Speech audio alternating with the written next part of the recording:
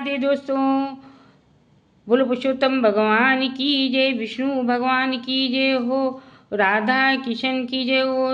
दोस्तों, आज हम इस वीडियो में सुनेंगे पुरुषोत्तम मास का 8वां अध्याय। जैसे कि पहले भी हम बता चुके हैं कि पुरुषोत्तम मास अधिक मास चल रहा है और पुरुषोत्तम मास अधिक मास में श्री पुरुषोत्तम मास की कथा सुनना बहुत ही अनिवार्य होता है।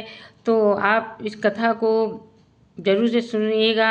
यदि नहीं है आपके पास किताब है तो कोई बात नहीं, किताब नहीं है तो आप वीडियो खोलकर सुन सकते हैं। तो चलिए हम पुरुषोत्तम मास का आज 8वां अध्याय सुनेंगे। बोलो पुरुषोत्तम भगवान की जय हो, बोलो विष्णु भगवान की जय हो। पुरुषोत्तम मास का 8वां अध्याय, द्रौपदी की कथा। सूत जी बोले, हे तपोधने, विष्णु और श्री कृष्ण के संवाद सुन नारद जी प्रसन्न हो फिर भी प्रश्न करते हुए प्रभु से बोले, हे प्रभु, रुक्मिणी नाथ वैकुंठ को गई, जिसके पीछे क्या हुआ वह मुझसे कहो। श्री नारायण ने कहा, हे नारद, रुक्मिणी नाथ ने वैकुंठ जाकर पीछे वहाँ अधिक मास को बसाया, जहाँ रहकर अधिक मास बड़ा आनंद करता हुआ सब मासों को अधिक मास ही विष्णु के साथ क्रीड़ा करता है। मन में प्रसन्न हुए प्रभु 12 महीने में मलमास को शेष और संसार को प्रिय हुए।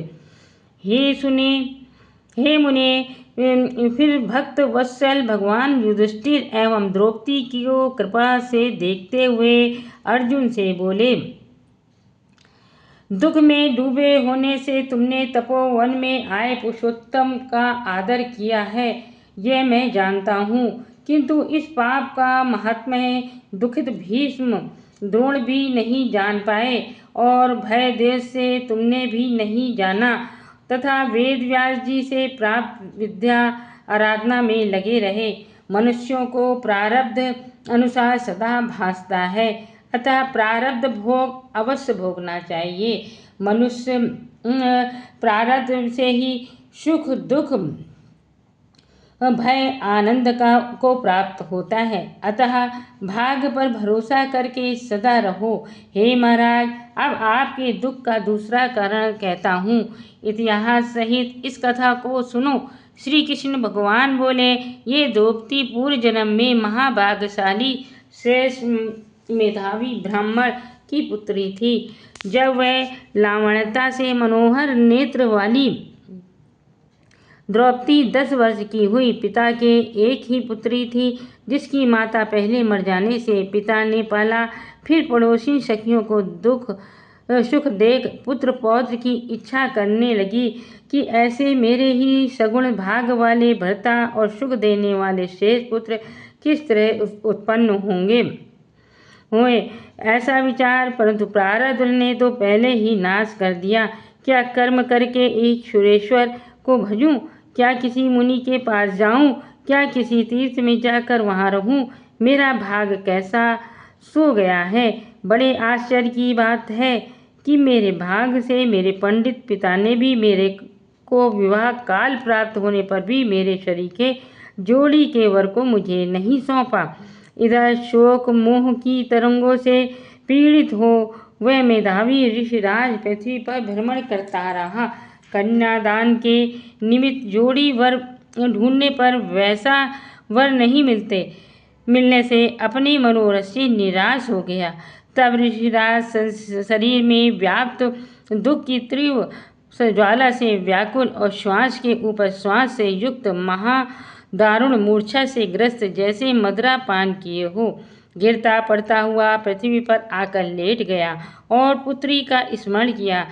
तब तक पुत्री भय से व्याकुल हो पिता के पास आवे कि तब तक मरने सरीखा हो गया। देवयोग से अकस्मात कांपता हुआ हरि में मन लगाता हुआ वह मेधावी ऋषिराज श्री हरि पुरुषोत्तम भगवान को इस प्रकार स्मरण करने लगा, हे राधा रमण, हे प्रचंड भुजाओं के से दैत्यों को मारने वाले, हे अति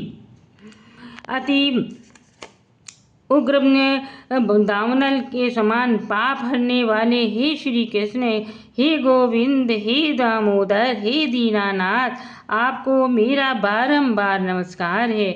मेरी संसार रूपी समुद्र से रक्षा करो। मुनि के ऐसे वचन सुनकर बहुत जल्दी भगवान के लोक से परिकर आ गया और मरे हुए मुनि को हाथ में लिए भगवान के चरण कमरों में ला रखा और इधर उसकी पुत्री पिता के प्राणों को निकलता देख हाय हाय कर रोती और पिता की देह को गोदी में लेकर दुखित हो विलाप करने लगी। महादुखित हो दारुण रुदन के समान बहुत देर तक ऐसे विलाप करने लगी। हाय पिता, हे कृपा सिंधु, हे पुत्री को आनंद देने वाले, मेरे को किसकी गोदी में बैठाकर विष्णुपुर को ले गए। हे तात, बिन पिता मुझे कौन रखेगा? बिन मेरा विवाह करे ही आप कहाँ चले गए? हे तात, हे तपोनिध, अमृत के समान वाणी को कहो, चुप क्यों रह गए हो? उठो, अब तो बहुत ही सोए। ऐसे बारंबार विलाप करती हुई बड़े जोर से महादुखित हो रोने लगी।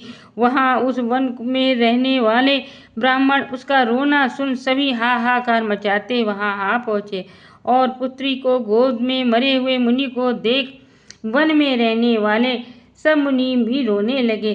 फिर पुत्री की गोद से मुर्दे को उठाकर शमशान में शिव के निकट ले जाकर अंत्येष्टि विधि कर चारों तरफ काष्ठ लगाकर जला दिया और कन्या को समझाकर वे सब अपने अपने स्थान पर चले गए। कन्या धैर्य धारण कर यथाशक्ति भजन करने लगी और पुत्री पिता की और धर्म वैहिक विधि करके तपोवन में रहने लगी। ये थी पुरुषोत्तम मास का 8वां अध्याय द्रौपदी की कथा। वीडियो अच्छी लगे तो ज़्यादा से ज़्यादा आप इसको शेयर कीजिएगा और कमेंट में ओम नमो भगवते वासुदेवाय राधे राधे लिखिएगा। चलिए अगली वीडियो मिलते हैं। राधे राधे।